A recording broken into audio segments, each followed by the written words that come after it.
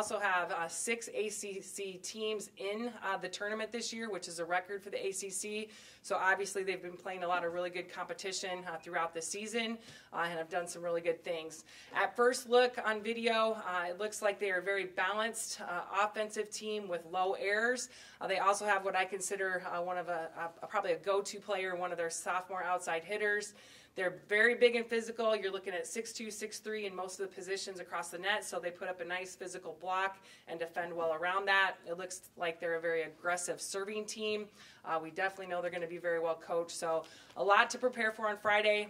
If we were fortunate enough to get past Louisville, we would play the winner of Minnesota and North Dakota, but I can tell you all of our focus this week is Louisville. Every practice that we have, it'll be either on us and what we're doing or what Louisville and how we're going to try to defend what they do. And then if we're fortunate enough to go on, we'll figure it out after that. So again, very excited to be moving on with this team and would love to answer any questions. Well, having played in the tournament the last 2 years and one of those trips being to Minnesota, how much of a positive do you think that is for the team to get ready for this year's trip?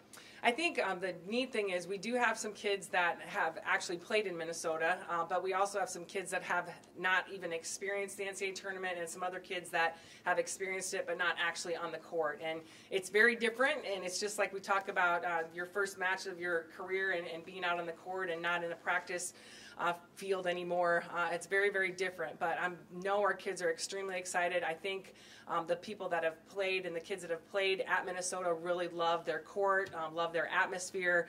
It's a very close environment, so I think they're really excited about that draw. Some teams would go into the tournament, Bobby, with, you know, just that nervousness or whatever, but you guys played some high-level competition this year. What's the confidence level? You know, you never really know, but I feel like we have a lot of reason to feel very confident going into a tournament where, you know, what I like about it is we're at a time of the year where you're playing somebody different. And I think after a very long conference season where you're not only playing everybody twice, but then you hit that conference tournament where you're now playing teams for a third time, I think just the excitement of playing another team that's different and the excitement of playing what you know is going to be a top-level team, one of the top 64 teams in the country. I think our kids really feed off of that. And you can tell that early in the season. They love the fact of playing that high competition. We know they have some big hitters. They like that, and they like going up against the big block. You know, they talk a lot about different things like that. So hoping that the confidence level is high. They have a lot of reasons to be confident heading into the tournament. How do you get video and stuff? Is there a certain number of videos that they exchange with you, or do you just have to go find it on your own? What's the way you can scout this group? Yeah, it's new this year, and it's much more beneficial to scouting for sure. In years past, we would only get their last match, and that's all we would get, and you might be able to go out and get something else, but all the conferences usually have a no trade rule, so what you're getting is in September, so it's really not extremely helpful. But the NCAA now has volumetrics, which if your conference is a part of that, you get to use that in the NCAA tournament, and lucky the ACC is, and so are we. So they'll have every video on us, and we'll have every video on them. So lots of opportunities to scout, maybe too much a little bit, but just I think it's great because, again, having one match and then everything else being in September is very hard. It's hard even to go in with the game plan because we all know that from match to match, teams are very different. So just having that opportunity to even skim through a few matches to see if they're doing some of the same things will be very important for us. How much video have you been able to see so far, and can you tell us what Louisville looks like? Yeah, well, like I said, you know, Kalani and Kim have watched a lot. I've watched 2 matches, and like I said, to me, just extremely physical and very balanced offensively. Their block is big. I think there's some things defensively that they do differently that we haven't seen that we'll have to prepare for. And again, you know, part of it is also what the matchup is like. And, you know, some of the things that we have to focus is on our side, and some of the fact that they're going to have all of our video as well. And maybe we do have a few things we want to do a little bit differently than we have all conference season. So seeing if that opportunity is really going to be there or not, because also this time of year, I can tell you, you really have to worry about the physical and mental where your kids are at. You know, obviously the excitement and the adrenaline helps the mental side, but we're actually taking a day off. We didn't do anything yesterday either, but our kids, you know, we've been playing the same 7, 8 kids the entire season, and they're ready for a little bit of a physical and mental break, and then I think Tuesday they'll be really ready to go. So there are some things we need to fine tune on our own side as well. Some nice awards for some of your gals in the Valley. Just your thoughts on the postseason conference award. Yeah, it's very exciting for those kids, and I love it because, those kids have worked really hard. Some of them are very gifted naturally as well, but the sport of volleyball, it's such a team sport, and we always have this communication after the awards banquet because none of those kids would be able to get those awards without everybody and what they're capable of doing as a team. It just doesn't work. Somebody has to have a contact before somebody else has another contact. So obviously very excited for those kids and the awards that they receive, but they're very humble about it, and they definitely understand that it takes a total team effort to be even considered for those kinds of awards. Also, this is your third straight at-large. I think fourth time in 6 years UNI's got an at-large bid into the tournament. What does that speak of to where you have the program at to be able to get an at-large, and maybe also what the strength of the league means now nationwide? Yeah, I think, it's, like I said, it's, to me, it's a huge accomplishment to be able to get those at-large bids because there are so many teams, so many deserving teams. There's a lot of teams that are not in the top 64 right now playing in the NCAA tournament that I think deserve to be there, and to know that we've been not only considered but then chosen for that. I think part of it is our league understanding what we need to do to go out in the non-conference season. I think every team in the league should have a different game plan in what they do, and I think our coaches in the league are starting to understand what those things are that they need to do. I give Missouri State a ton of credit. They went out and did what they needed to do this year and challenged very challenging non-conference schedule. I always say though, as a conference, it's really tough because we ask our kids to do things that not a lot of top teams are going to do. When you look at it and you're playing Nebraska and less than an hour or 2 hours later, you're turning around and have to play Kansas State. I mean, the top teams in the country are not going to do that, but we have to do that to allow our kids to have an opportunity to maybe knock somebody off and get those at-large bids. But it's grueling. We always talk about September. You have to survive, and you have to figure out ways to win early, and sometimes it works out and sometimes it doesn't. So we were very fortunate this year that our kids really stepped up in some of those opportunities and were able to get it done. But it doesn't always work that way. We put them through, like I said, 15 of our first 16 on the road. A lot of people are going to do that. So I really give our kids a lot of credit for hanging in there with the schedule that we put in front of them. I understand you have a lot of late nights here scouting. Do you have to frequently replace your coffee maker? And Coffee maker, 5-hour energy, It's all worth it, though. It definitely is worth it. All right, thank you.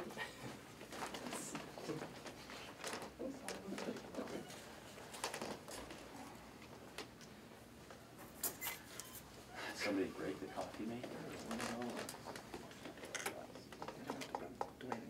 Got some really nice footage of you before the football press conference. Yeah, your side view. What comments have you? I know. And Yeah. Goes home. Yeah, she comes home, goes home for a couple hours, see the girls, and then she comes back. And then she'll work till 1 in the morning. Oh, man. we were going over your commercial. I was gonna ask her what her go-to was. I guess it's okay. 5-hour energy. 0.03. Yeah. Sounds about right. I mean, the Caskies are. They're gonna give the It was a load. I was waiting until you guys all got your questions out, Yeah. and then I could ask the same question. Every consultant firm in the country. Well, that was the next thing I was gonna bring up, is I hope they don't hire a Yeah. consultant, just let Ryan Pace hire the coach, and then when that coach shits the bed, you clean house. Yeah, I'm just dropping But- this. Because the last coach was hired by Ted Phillips and a Corsi guy. It was not Ryan Pace's But I hire. can see the world. Coaches are like that. Well, it's just utterly ridiculous. if That you- tells you everything you need to know about ownership, that they hire a new GM and then they don't let them hire the Committee or head whatever, coach. make If those you remember, selections. the reason they got stuck with Phil Lindsay was because they had the condition that you have to keep Lovie Smith, and no GM wanted to come in and bringing my own guys. Yeah. And for the Minneapolis region. It's very much a They gotta be here. enhanced the broth style of Talk thinking. about And we're then- trying to make it wait till the last bracket. Absolutely. But did you see who won the Grey Cup? Coach Yeah, So how about that? Coach Because Tressman. maybe he learned his lesson. The rest of the teams go on to Or Vegas. maybe he had a bunch of No, hand they're- cases in the locker room when he was coaching. Yeah, that's well, I'm sure Brandon Marshall will be a free No, agent it's at the again. Las Vegas. So, Whoever shows up first. Teams are probably done rolling the dice on Brandon Marshall. I would hope so. Do you have a count? I know you have it. That's- No. South Point is like- Yeah, he's just not good. When he played those first few weeks, all I remember was highlights of him dropping the ball. It's a big casino, but it's not. It's I don't think our guys would even have to. But I got one. Like, even. I got one. I don't care. Take it back. Towards the end of my day. I was gonna say you were up already. They just looked like they were going to be able to show up and win by 3-4 scores. There you go. shocking when it happens. How's, like, the men's basketball, they didn't see the sun a little bit. Yeah, that's what you were saying. I'm at least They were checking the weather out. 51% confident the Packers Like, aren't I gonna make get the why playoffs and now. whatever. Yeah. But I honestly. Did you watch? Well, I Did you thought see it was that? funny, because I can't remember when A little bit of the that. coach goes, I Yeah, told my guys. watch the end of it. God, the The catch. rest of The your catch lives was is the gone. Yeah, They come back. Brown's Hey, catch. That That's was probably the only part of it I saw. that was great. Because I Oh saw, my gosh. you just saw the replay. I mean, he was obstructed. Yeah. There's no When way. you saw it live, you're like, There's no way he caught that because he's limited by, what a human being can do. Who's that? Antonio Brown. Yeah, Packers, Steelers. How did our Bears look yesterday against Wentz? Have you ever seen a dumpster on fire? Yes, I saw the Cowboys game Thursday. The first half was There's terrible. been I some didn't- bad football. Yeah, that was. What they, who just, what, the Broncos just lost their 7th in a row? Yeah, Yeah, they're They- awful. yeah, they're bad.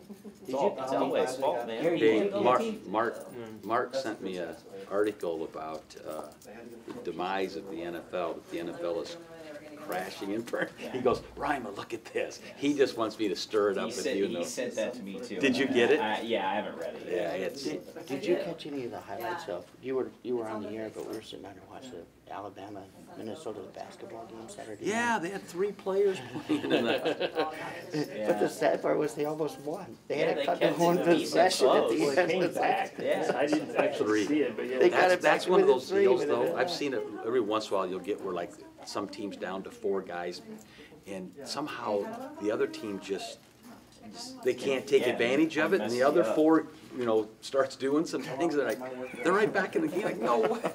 I'd hate. I mean, when I was in high school, we did a lot of what we called shell, which was 4-on-4 in practice. Played a lot of 4-on-4. Well, Patino in the post-game interview said, something I've never worked on is 5 against 3. We just never worked on that. I mean, there's times that I put my offense out there with 5 guys and had 7 guys guard them to make them go 5 Yeah. on 7. He goes, but I've never run offense 5 versus just 3 defenders. It's just that's Well, that was crazy. the 3-point. How far down? Can they go down to 2 guys, or do you have to have 3? Boy, I don't know. You got to have at least 2 because you couldn't pass it in after a made basket. Yeah. Yeah, that full court press might be tough to stop. Can you imagine 1-on-5. when the 4th guy fouled out? You'd be like, dude, Are you- what are you doing? You go stand in the corner Yeah. until we get to the offensive end. Then you can have come 4 down. fouls We'll straight guard up, them with man. 3. What they had? How many guys ejected for coming off the bench? All 5? their The bench. whole All- bench. the whole bench. Yeah, I don't know Entire how they work. bench. Yeah, the whole bench. The entire bench, and then one fouled out a minute later, and then another guy went for a jump got shot at hurt. the top of the key and come down on top Minnesota's Yeah. foot, and so he rolled his ankle and he was out.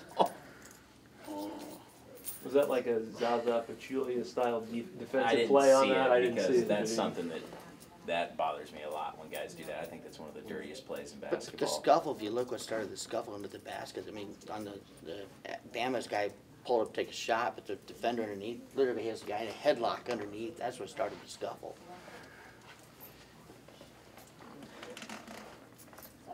I was actually disappointed when I saw the video, because I was expecting more like a full-out thing, not just guys leaving the bench and kind of huddling around. Like when Texas and Texas Southern's women's basketball teams went at it, that was a full-blown brawl.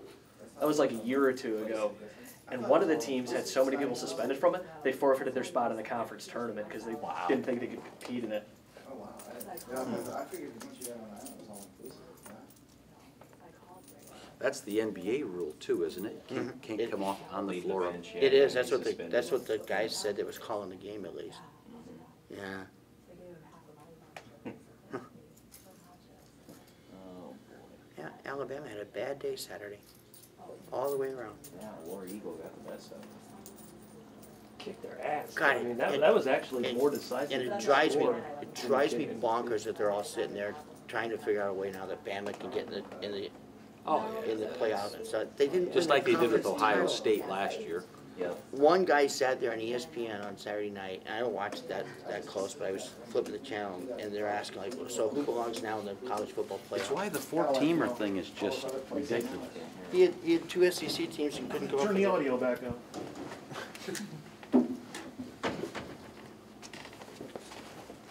Next up is Panther football.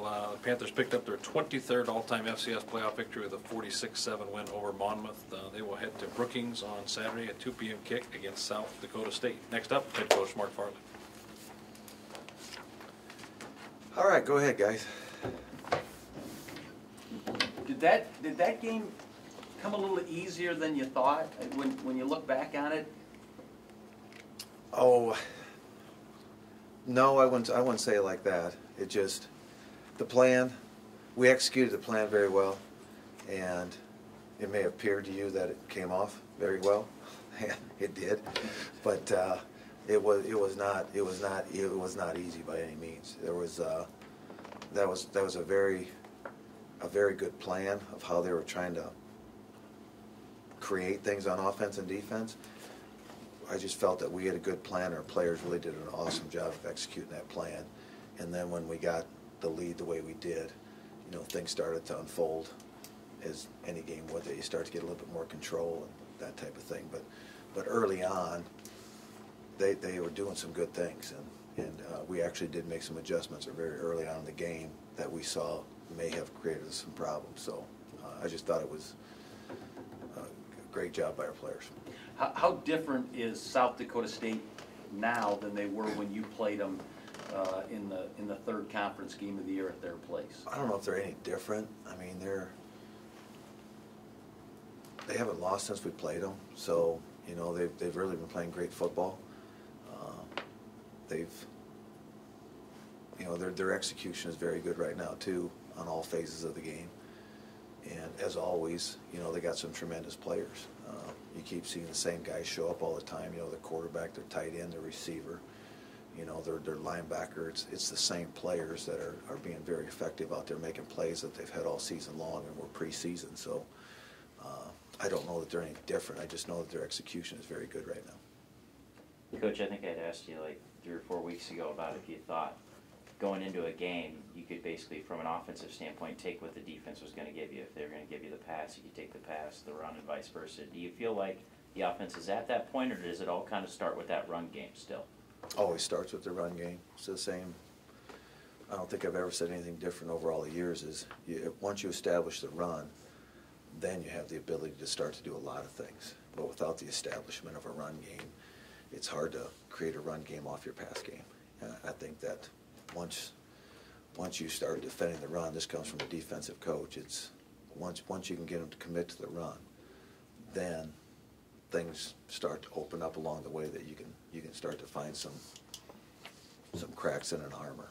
But it's always been the name of the game because you control the clock, you control the weather factors. There's a lot of things that come into play if you can run the football. If you're a throwing football team all the time, I think you're a little bit more limited based off what day, and you have more ups and downs. But the consistency comes from running, which in turn should open up your pass game. Defensively, the interceptions are probably what's easiest to talk about because those are the takeaways, but the run defense has been really, really good. You held them to, I think it was 61 rushing yards on Saturday. What's been a key or some of the keys to the success you guys have had from a run defense standpoint? I think our front seven have really played well. Just our D-line is really doing a good job right now. I mean, between Adam and Bryce and Preston and, they're doing a great job inside, stopping the run or stopping that penetration.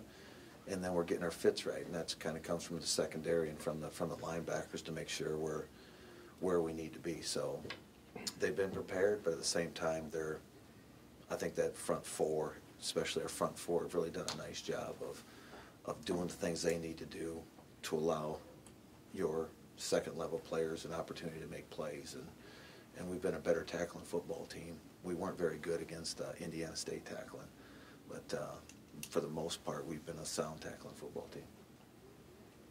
It appeared you got out of that game without any injuries that would maybe keep somebody out this week. Is that still the case after you've kind of checked in with everybody? And well, there's always things that pop up. So we'll go. We have a couple that are questionable as of today. So hopefully we'll get those guys back. So they're still in the questionable mode. So hopefully they will come back. After the game, it appeared everything was good, but when you get into Mondays, you still have some things that you got to get cleared as they progress through the week. So things show up on Sunday that you may not have seen on Saturday night. So we'll get those squared away and probably have a good handle on who's available by Tuesday or Wednesday this week. the College Football Performance Awards named Eli Dunn National Offensive Player of the Week for his quarterback play. Just how about how well Eli played coming back after missing basically 2 games? I thought Eli really did a nice job. I mean, his accuracy was very good. I mean, they played a lot of man coverage against us, and his long ball was good, but yet his accuracy of coming out of the short game was as good. So he got the ball out on time and was accurate with it. So there's no question he had one of his better football games for us in that particular game. And yeah, I was a little bit concerned. I don't know if that's the right word, but I was wary of how he performed coming off the Missouri State game, and he definitely did a great job. And he started out, that first drive, he did a nice job, and then where you really got to establish himself and got some great confidence, I think, was that 85-yard drive. When he did that, and a lot of those were short passing game things. He did a good job all day long. Is there a chance we'll see more of the Dunn to Farley combination after Jared made that catch and made the Sports Center top plays of the day? That was kind of fun to see. I went Saturday night got later that evening, but yeah, it was. We've had that play in for a while, and it's good for the whole football team. I mean, you're at that time of year that you're trying to find every way to get points, and you also find out once you play this level of football team that you're playing, that it's down to right now, that the yards get very hard the closer you get to the end zone. So you have to find every angle and every person in your personnel. You have to find a way to use them if you can find an edge. And Jared definitely gave us an edge in that part of the game Saturday night. Marcus Weimiller, if I'm not mistaken, Coach, didn't see any action in the second half. What all went into that decision? Is maybe some of that because of how you envision him being a big part of the game plan this Saturday?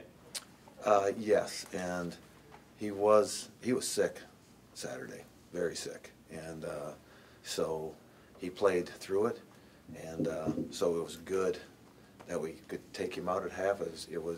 Didn't know if I was going to play him that first series of the second half, but we felt if we could get that initial drive without him, that the second half should take.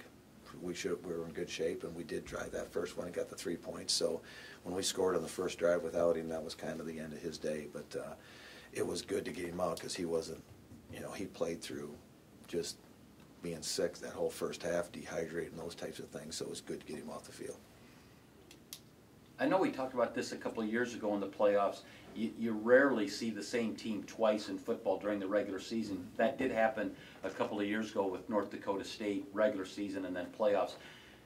Just anything you do different that you learned in a kind of rematch type game with a team that you might approach differently this week with South Dakota State? No, you're right. Having North Dakota State and Illinois State, if you remember. Yeah, that's right. Last 2 times we've been in, we've had to come back around and play somebody. So it's part of our system, so we have to find a way to go back, to Brookings and find a way to win there again. So it's, last time we had a good plan and had good execution, and, this time we'll you know, it's a different game. It's start from scratch again and see what you put together. So we'll go back through the film just like it's a new football team again. We'll pick and choose the plays and the defenses that we feel should work or should on a board have a chance, and then this comes down to players playing. So at the end of the day, again, it's that time of year, that execution, and you know, where's your team at physically and where's your team at mentally this time of year, and hopefully we're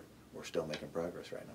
Sometimes having that first round bye can kind of disrupt the rhythm of a team this late. Were you able to actually be playing Saturday last week going into this game? No, I'd have took a bye if you'd have given it to me. So that's good to say when you don't have a bye.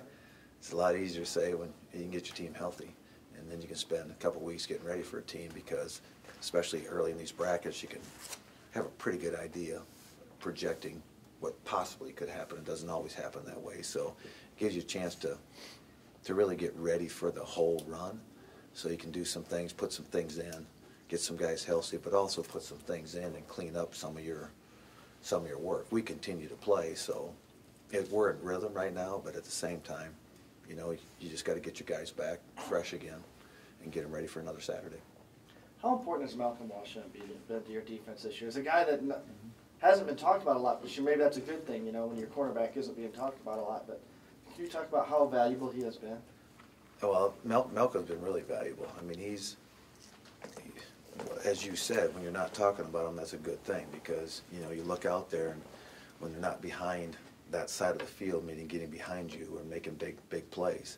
And when we started taking away the explosive play in the passing game, which was happening to us early in the first half of the season, when we started taking that away consistently, we started having a lot more success. So a lot of that has been Malcolm, what he's done on his third of the football field to take care of his man and his zone when we played zone with him. And, you know, again, you know, even I remember the Iowa State game, they went after him down there in some of the other boundary part of the game. So Malcolm has improved as the season goes on, and you know, he's a senior, so I've seen the maturity in Malcolm's game this year. I've seen him it evolve since the first game of the season. Last year, I think he kind of stayed the same throughout the season. This year, I see him really evolving as a corner and taking what happened to him the previous week and fixing it or improving on it, so he's ready the next time it comes around. So people have challenged him with what's been on film. They've gone back and challenged him in the weeks after, and he stood the challenge after that. So that's what's good about Malcolm, is how he's progressed. Offensively, Coach, what are the challenges that South Dakota State's defense presents? Because it seems like, you know, it's easier to talk about their offense and all their playmakers, but they're good on defense too. Yeah, they're very good on defense. They're sound. You know, they're one of those teams that when you break them down, they're sound. And when I say sound, they've got their gaps fit right. They got their zones covered down. They're good tacklers. It isn't like it's a complicated system, but it's a sound system that they're playing right now. But that's why they're good. That's why they're still playing. So they've got good playmakers. They've got big tackles inside, so they can take away your inside run game. And yet they got, you know, Roseboom can cover some ground, and they got a good. They're solid in their secondary, what they're doing with them, and very effective. So what makes them good is probably their simplicity, because they're so good at it. And that's usually the great defenses that are the simplest ones. As well as you guys were able to contain Mingerelli last time, do you anticipate that maybe they might try and run Christian a little bit more? I mean, he wants to throw it first, but maybe just given what happened last time, he'll be a little more apt to run this time? I think he can run at any time. What I've watched on film is when he wants out, he gets out. And he's got tremendous speed. I hadn't seen him run away. He ran away from DBs from a couple of the teams in our league after he got out. So he's got tremendous speed and awareness, and you know, he's got good guys to throw to. There's three of those guys. Two of them are in the Senior Bowl, I think, right now, and then he, of course, could have well just been the Player of the Year in the league, Offensive Player of the Year. I mean, he was probably, if not the winner of, he could have been just as well as the kid from South Dakota was. So he's a tremendous player.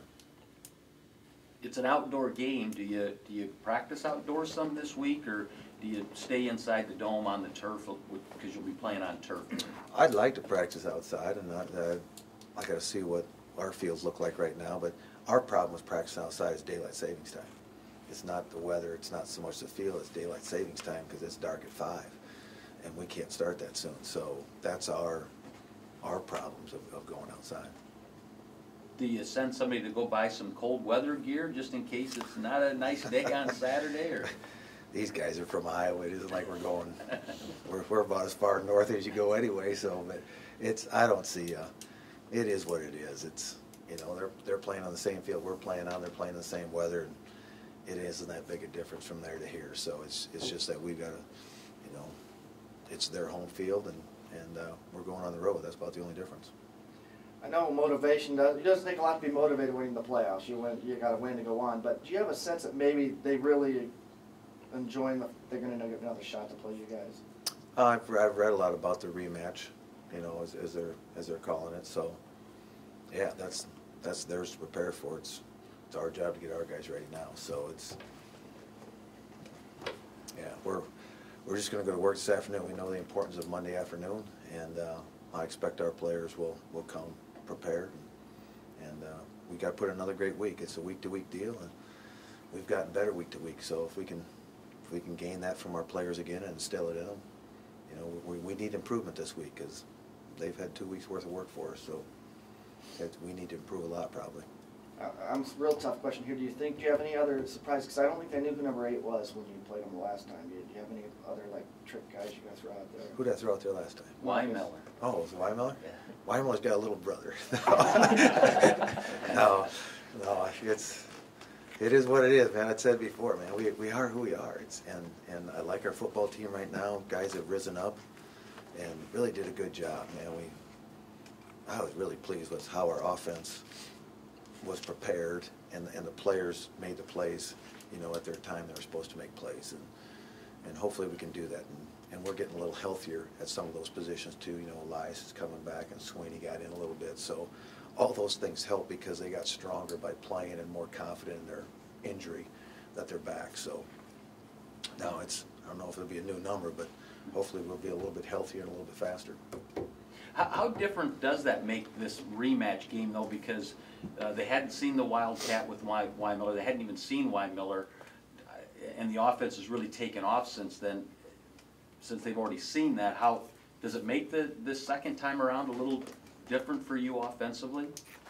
Yeah, we'll find out. I don't even know how to answer. I mean, there's only so many things. I only get 11 guys. I wish I could use one more, but we only get 11. But I do think our performance of those 11 is much better than it was even that particular day. I mean, that day, we made a lot of mistakes that day too. But I really think we really have became a better football team since that day, as they have too. They're a much better football team too, as I watch on film. So that's what it's supposed to be. You're in December. Everybody's going to be a pretty solid, how do I say it, stable football team right now, man. Everybody's pretty mature right now if you made it this far. Anybody else? Thanks.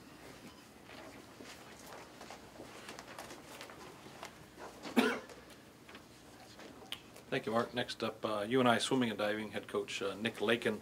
Panthers were in action then the Kansas Classic and had Katie Taylor named the Kansas Classic most valuable swimmer. Panthers' next action will be after the New Year's, January 12th and 13th, a couple of home meets for the Panthers. Next up, head coach Nick Lakin.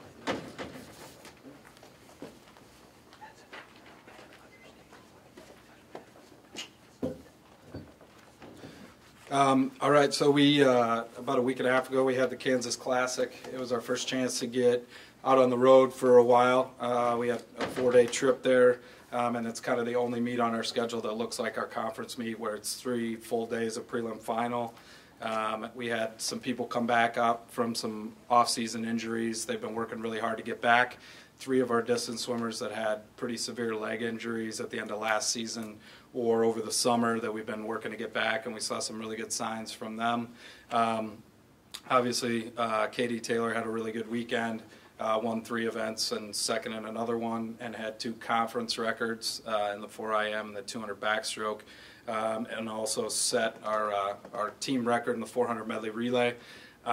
We had 6 NCAA B cuts, so we'll find out in March if those get in. But Katie had 4, and Crystal Florman also had 2. And we just kind of looking at things from where we were a year ago to where we are now, we think we're in a lot better place. So, were you able to get lineups out there, Coach, that are likely to resemble what you'll do at the conference? Yeah, it's pretty similar. We had a couple people, especially some of the freshmen. We have 12, so we're kind of moving them around, trying to find out what their second and third best events are. So we got some good information based on what we saw over the weekend, and then we'll kind of put together a conference team after the Iowa State meet. So, what can you say about Katie Taylor? I mean, there's a lot of big time competition down there.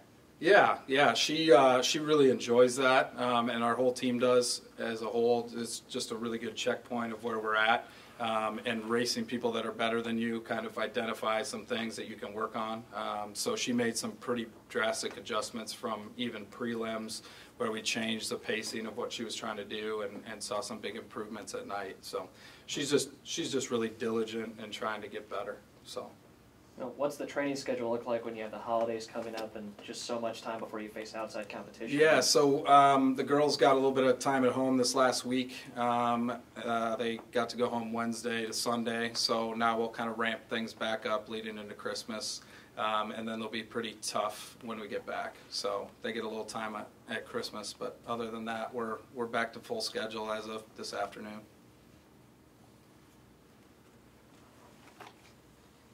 That's it. All right. Thanks, Coach. Thank you. I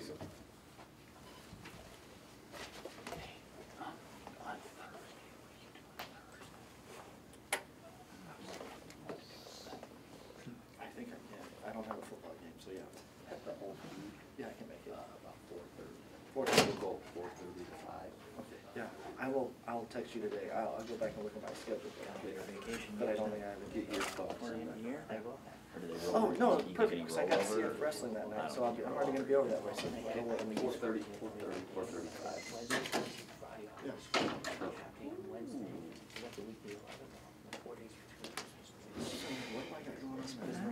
For women's basketball. I don't know if I have asked these questions, but a young guy like myself, nothing hasn't been out very long. When I ask a guy like you, make it sound old, but you burn your vacations, and it's more than what I've got. On Saturday? Yeah, you're like, you get to the end of the year and you're like, oh shit. Yeah. You guys have to use it or lose it? Yeah. 2 years ago, we got a week of it carried over because they were transitioning behind some other stations. Yeah. So they made it fair. They carried over like 4 days of mine last year, but it was kind of off the books just because they needed me to do filming for a bunch of people, so it was hard to take it during December. But yeah, I've got tomorrow off, but There you go. yeah, then 3 other days between now and the end of the year. I think it would be the Friday before the weekend, New Year's, and then the Monday for Christmas.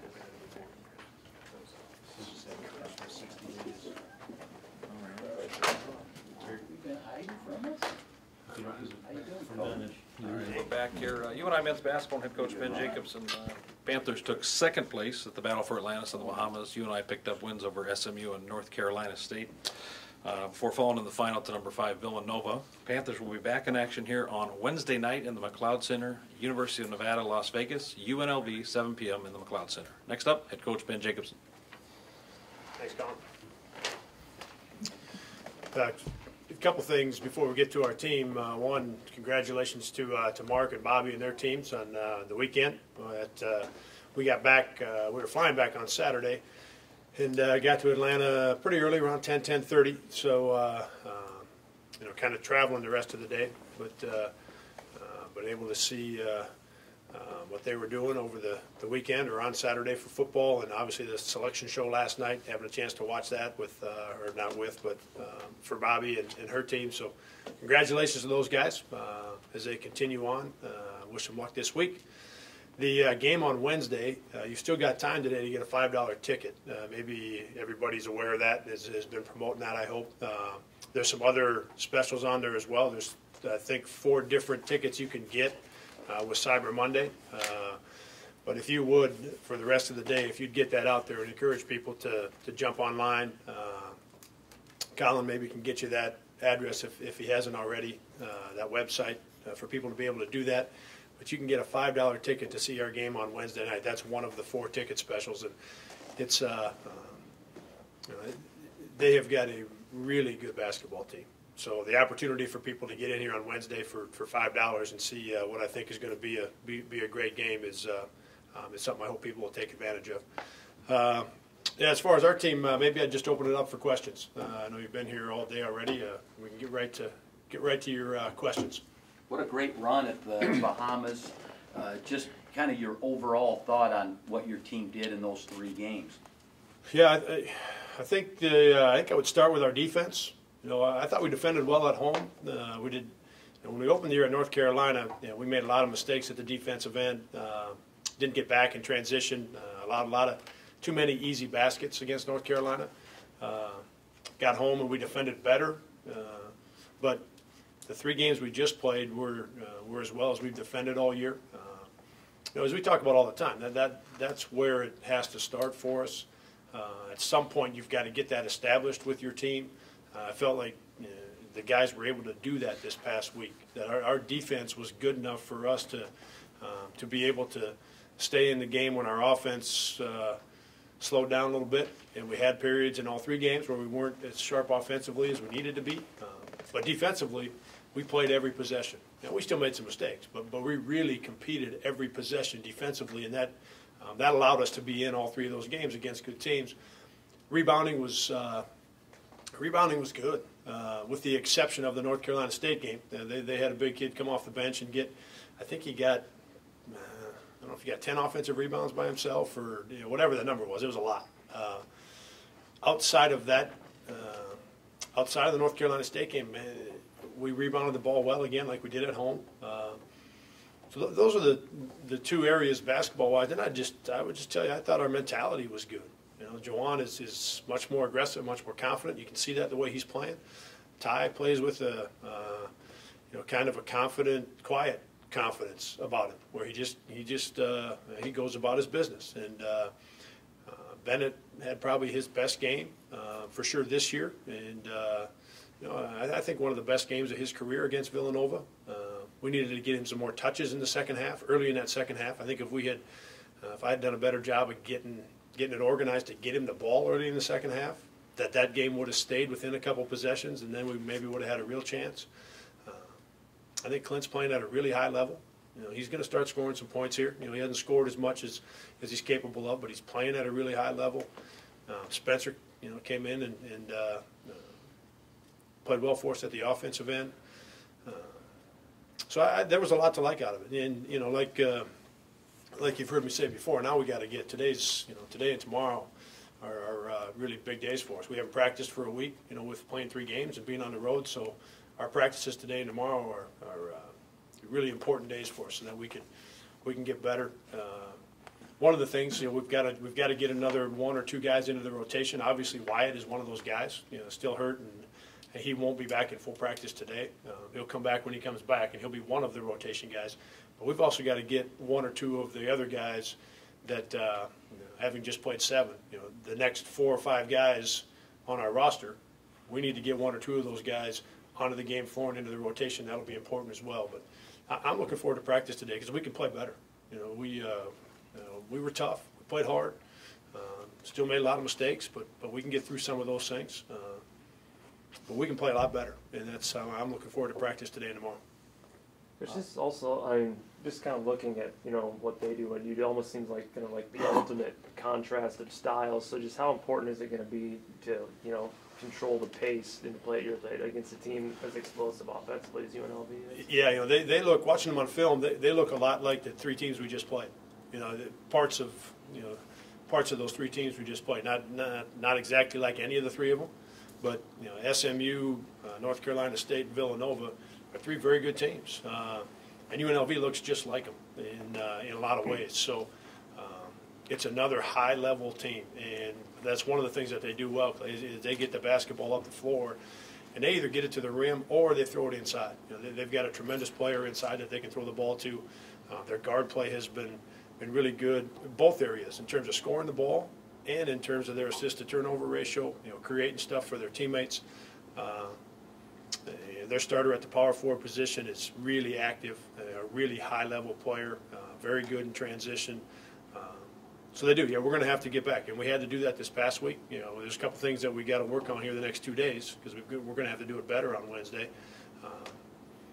But they, yeah, I'm telling you, and I hope our fans get excited about it because they are. They look just like the 3 teams we just played, and they are really, really good.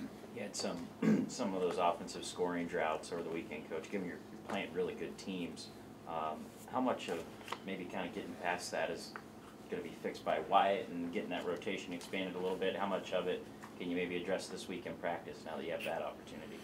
Yeah. Wyatt is he's certainly going to help. You know, he's going to make a difference. He's a guy that can get some baskets on his own. He can score at all the levels. You know, he's just got he's got a way about him. He's got an aggressive mentality at the offensive end. He's able to do enough with the dribble where he's going to help us because he can get himself some points and he can create some offense for the other guys. So there's no question that he's going to help our offense.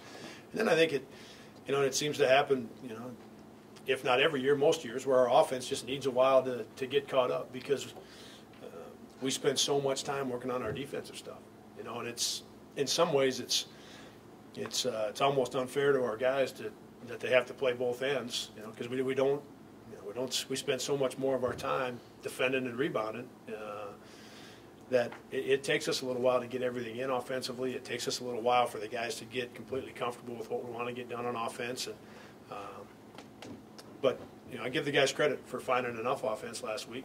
You know, now we just have to get some things added. We have to be able to watch it on film and figure out, you know, the things that we're doing well, keep doing them. But you know, one of the areas we're not is we're turning the basketball over, and that's really hurting us. It could have cost us the SMU game, and it's allowed us, or it's allowed other teams, you know, to stay close enough where maybe we have opportunities to get away from them a little bit because we're defending and rebounding really well, and we're doing enough on offense where we could maybe get a little separation, but we're turning it over too much. You know, typically we're going to turn it over 9 or 10 times a game when you look at our teams over the course of the 11, 12 years, and right now it's 14 or 15. You know, those 4 or 5 possessions are big, and so that, you know, we have to make some improvements there, and we should be able to do that without seeing all of the improvement we need in our offense. You know, that needs to get taken care of, and then we've got to spend a little more time at it, and the guys just got to keep working to hammer through it, because like I said, there's no question that our offense is behind our defense at this point.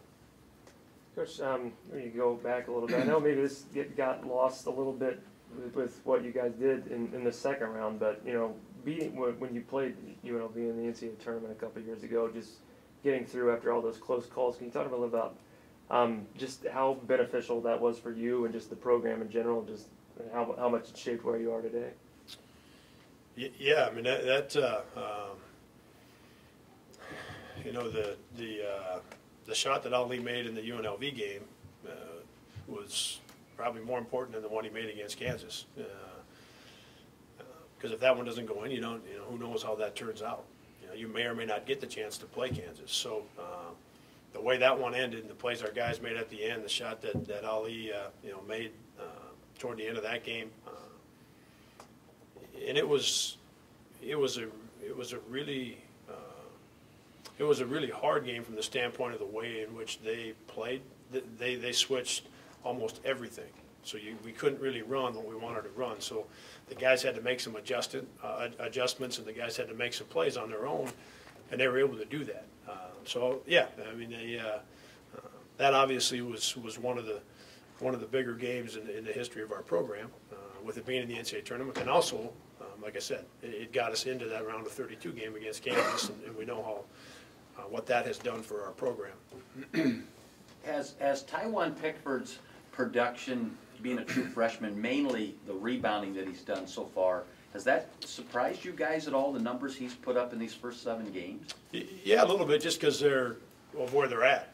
Not that he's been a good rebounder. One of the things that we liked about him was how active he was.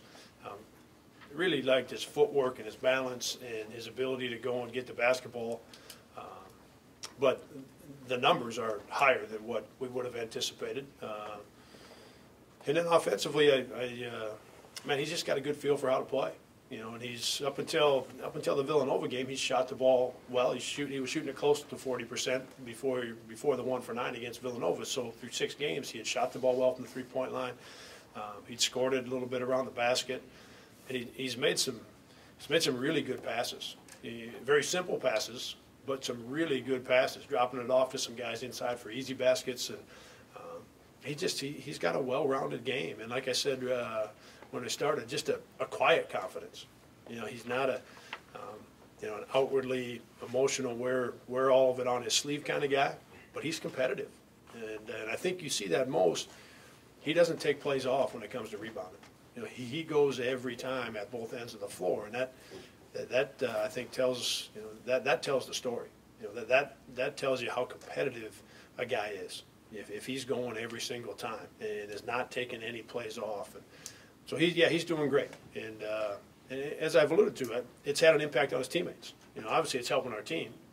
Our rebounding has been one of the biggest changes. Well, it's been the biggest change from last year to this year, and he's a big part of that because of his numbers. But also, as I've touched on, you know, that puts some pressure on the other guys, Bennett, Clint, you know, whomever else. That puts some pressure on those guys to do their job, you know, and the guards to block out. So that, he's off to a good start. You had similar results last year in Orlando, beating Oklahoma, played really well against Xavier, but lost in that title game. Then it didn't really, for a few weeks, it took a while for the team to kind of get going again. Anything you do different coming back from the Bahamas in this tournament to try and make sure the team stays on track? Yeah, you know, I think a good start to it was, I heard about it, that Clint had talked about it.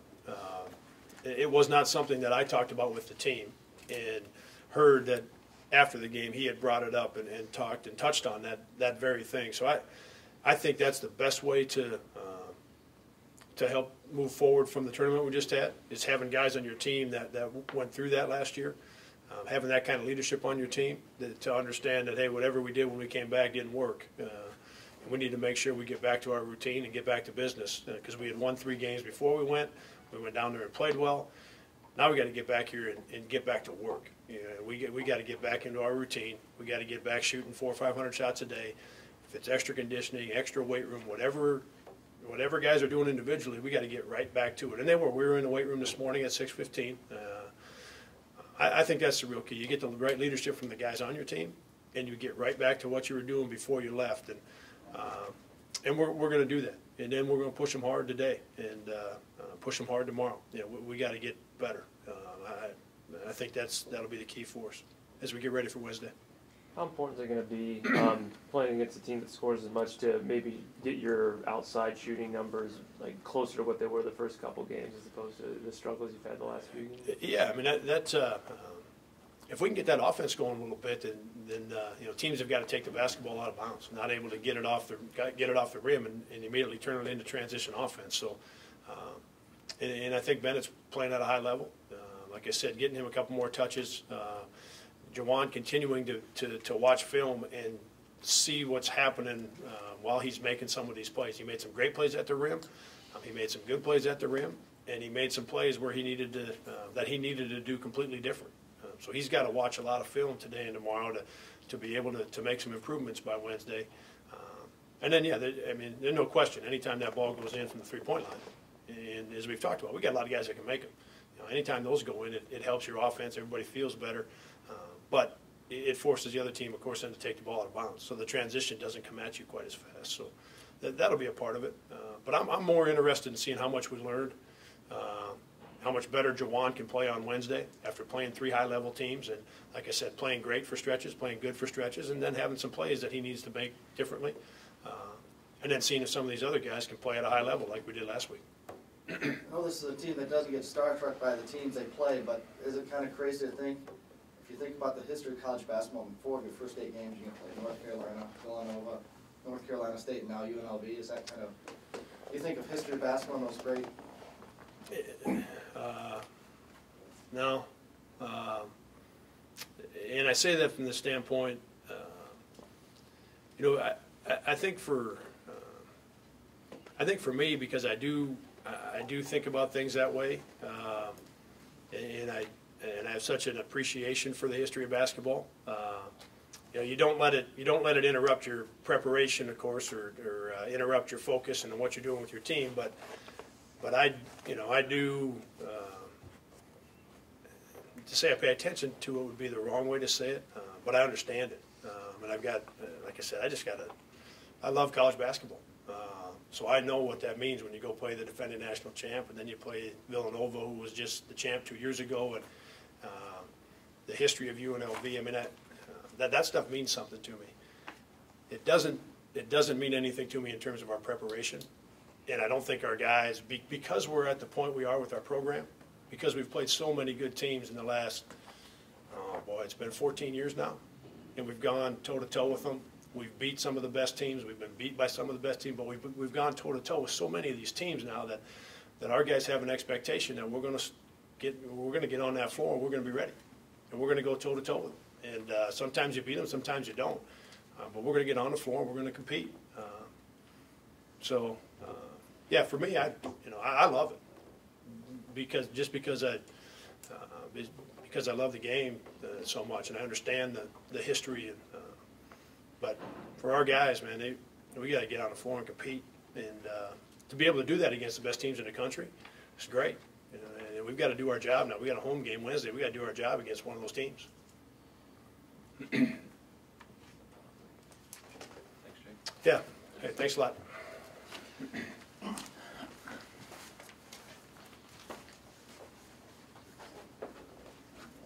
Thank you, Jake. Next up, Panther Wrestling. Head coach Doug Schwab. Panthers will head to Las Vegas Friday and Saturday for the Las Vegas Invite Panther Wrestling. Next up is head coach Doug Schwab.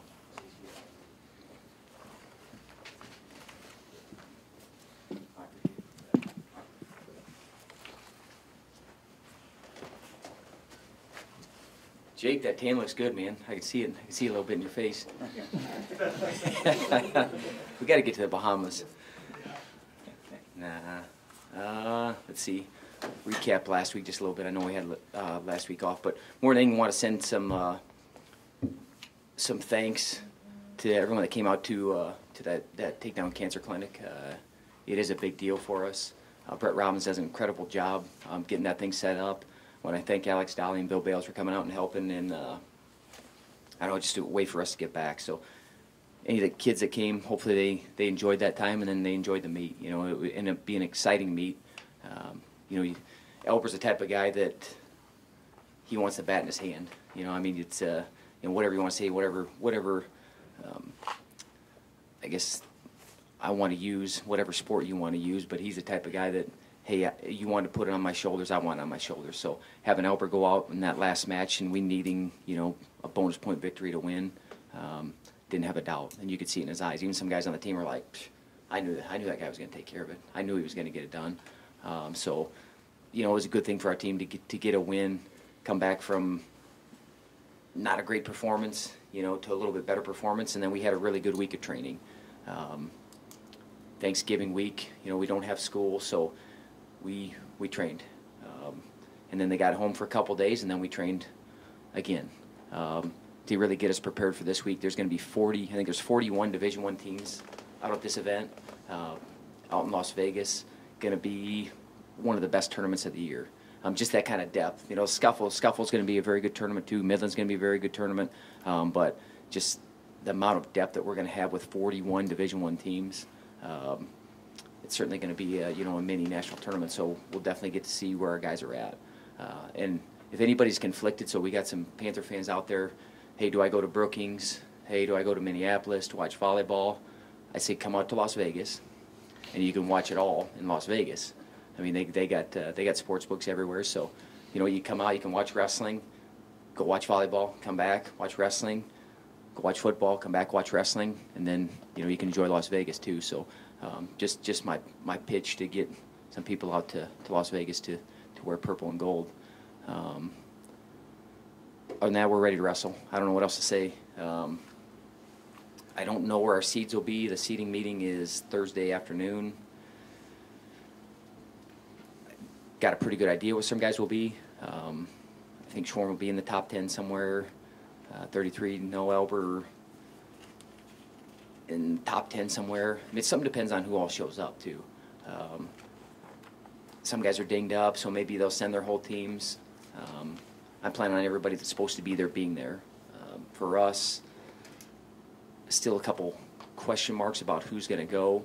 We can only send 10 guys because I get that question a lot. Well, can you send some extra guys? So Scuffle, we can send 15 guys. Like Midlands, you can send extra guys. Since an invite, we can only send 10, so one guy at each weight class. We got a couple weight classes that we're still working to figure out who's going to go in that weight class, and then we'll have our 10 that go out. I think Max should be the #1 seed. 57 probably won't be seeded. 65 won't be seeded. 74 probably 4th. 84, it's hard to say because he lost to a guy that'll be at the tournament. I don't know if they'll put him ahead of him. 97 probably won't be seeded. Heavy won't be seeded. So if we only go to our seeds, we probably won't score a heck of a lot of points. So good thing is we don't really care about seeds. We care about guys going out and competing and getting better. My big point to our team is just toughness, some fight, some hustle, some little things that we try to really do this week and put them in some really tough situations, uncomfortable situations, and then see them respond. That's one thing that to me has to be a hallmark of our program. Jake was talking about it with his team. We go toe-to-toe with the best guys, and we don't back down from them. And that's where we have to be too. We have to be toe-to-toe with the best guys, know that we can beat them, not after the fact. Sometimes when you walk off the mat, you're like, I got to beat that guy. Instead of we need to walk out there with that belief. And we have some guys that have it right now, but it needs to spread across our whole team. And this weekend is a great opportunity to do that because you're going to wrestle. Like I said, there's 41 Division I teams. Some weight classes, there's 15 ranked guys in the top 20. So our guys are definitely going to get the opportunity to show they're one of the best guys in the nation. On that, I'm looking forward to getting out there. I'm looking forward to seeing our team compete. Looking to see how we respond from a couple so-so performances. And guys, I'm not concerned with sometimes a bad performance. I'm concerned with how you move forward. How do you respond to it? And the response from a training point of view has been very good. Now training has to translate into competition too. So we'll really find out this week. Like I said, where guys are at, because most guys are going to get 5-6 matches to win a title. So. Where are you at 97? Is it still Isaac, or is Jacob worked his way? Yeah, we got to get him. We got to get him 100% healthy. It's one of those things, and it's early in the season. And what's funny is when we train this week, I was like, I don't care. I don't care if you're beat up. I don't care if you're sore a little bit. I don't really care where you're at because you have to be able to battle through things, obviously within reason. Because you're not going to feel perfect when you go compete. It just doesn't happen. If you do, great for you, man. Then I'm going to give you a hug and think, you know what, you're lucky. You're lucky because you feel really good. But you can trick yourself into feeling good. And for him right now, where we're at early in the season, if he can go, we'll go. If not, then we'll continue to be cautious with him and get him 100% healthy before we move forward with him. You have till Thursday to decide who you put there? Yep. Yeah. I can tell you we're taking some extra guys. There's some extra guys coming with us. He's coming on the trip. I don't know if he's going to wrestle or not, but he's too important to have around our team. It's too important to have him with our guys and helping our guys and talking and giving back to those guys. So he'll be with us no matter what. If he competes, I'm not sure yet. Like I said, I'm being cautious with him because I want him healthy for March.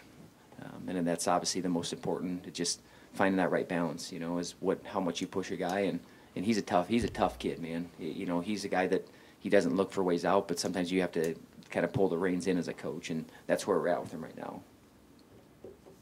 Early December, so it is still early in the season, but how good of a measuring stick is this for you and your guys to kind of see where they're at with the rest of the nation?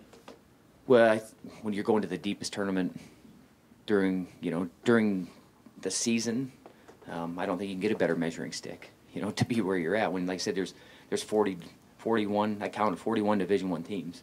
And you can go look and see who's, Penn State's not there, but Okie State's not there, but you got Michigan, you got Ohio State, you got Virginia Tech, you got 4 or 5 top 10, and you got 10 to 12 top 20 teams. So I don't think we can get a better measuring stick as far as where we're at. And for some of our guys, it's time for them to get that win that kind of pushes them over that edge. You know, I mean, I think you guys have been around sports enough to know that sometimes guys need that win, that validating victory, even though they're there. I'm telling you, those guys are there. They're there. They're good enough to beat one of the best guys and be one of the best guys in the country. Just they haven't beat one yet. And sometimes until you beat one, I can tell you, I've been there too, man. I can remember a couple of victories that there's no stopping me now. And that's where some of these guys are at because of all the work that they've put in and things that they've done leading up to this. Now it's just time to knock that domino over. And, you know, I guess we're knocking over a whole bunch of dominoes this weekend. I mean, that's the plan as a team, and taking one match at a time. And like I said, this is about as close as you're going to get to me, you know, national tournament. That's why we've done it. We're going to two-day events this year because there's actually 3 because we're going to Virginia duels. So, you know, how do you get ready for a national tournament if you never kind of do something similar to that? You know, so that's kind of why we wanted to go to these two-day events and weigh in multiple days, get multiple days where you had to compete, and then you have to wrestle in the morning, have to get up, have to kind of use those nerves or whatever and manage that energy, and then you have to go up and then you got to do it again, and then you got to rest that night, you got to get up and make weight again and do it again. So that's why we did it. You know, we'll send 10 guys that'll be ready to scrap and ready to score a whole bunch of points. If we eliminate free Mountain Dew, what is Doug Schwab's favorite Vegas vice? Free Mountain Dew. Free Mountain Dew. That's a good one. I mean, I like blackjack. They shouldn't allow me on the tables, but I like it. I like it. You know, the funny thing is that it's going to be kind of fun for me because, you know, Cologne will be there and Peters will be there. Some guys that, you know, they're out in the coaching world right now that I coach. You know, that's awesome. Get to see those guys and get to spend some time with them and actually probably sit at the table with them a little bit. So it'll be pretty fun. I guarantee you, I plan on winning big, man. Christmas. I got 4 kids now, man. I better win big. No, or that just I said we're looking forward to this weekend. Team will be ready to go. So thanks.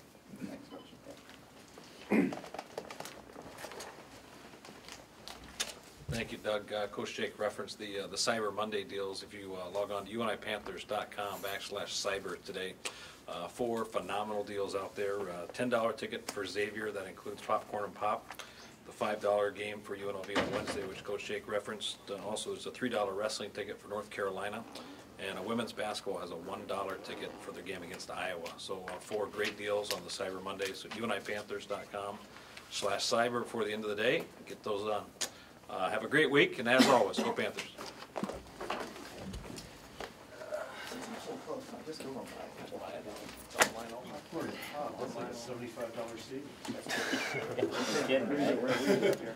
I had to give that stuff up because it was so expensive. If you find it in a movie theater, it's like $100 tickets. Sorry I had to wait so long. Keep on stuff. Printer ink for your personal computer. Yeah. Two of the most expensive things out there. Let's talk, talk about your play. You were the most experienced guy coming back there in the corner. Talk about what have you gained.